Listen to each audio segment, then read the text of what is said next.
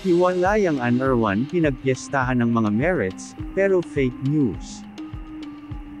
Nagsimula ang tsismis na break na raw ang celebrity couple nang mapansin ng netizens na hindi nasuot ni Erwan ang kanyang wedding ring. Sa isa kasing Instagram video na ipinost ng mister ni Ann nitong nagdaang Lunes, ay may nagkomento kung bakit hindi na nito suot ang wedding ring nila ni Ann. "He is no longer wearing the wedding ring," say ng netizen kasunod ang crying face emoji.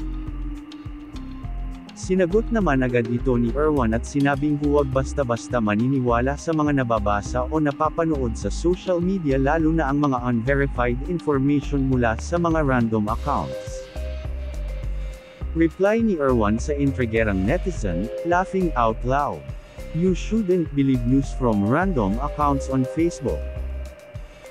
Nauna rito, marami ring IG users ang nagpo-post sa comment section ng mga post ni Ann at nagtatanong kung ano ba talaga ang nangyayari sa kanila ni Erwan at kung totoo bang hiwalay na sila. Nasa Australia ngayon si Ann pero mukhang para sa mga merits ang ipinost niyang litrato sa IG kung saan kasama niya ang asawa at ang anak nilang si Dahlia. Aniya sa caption, 2 words for a 2-month dump time management. You were extremely hectic and very amusing.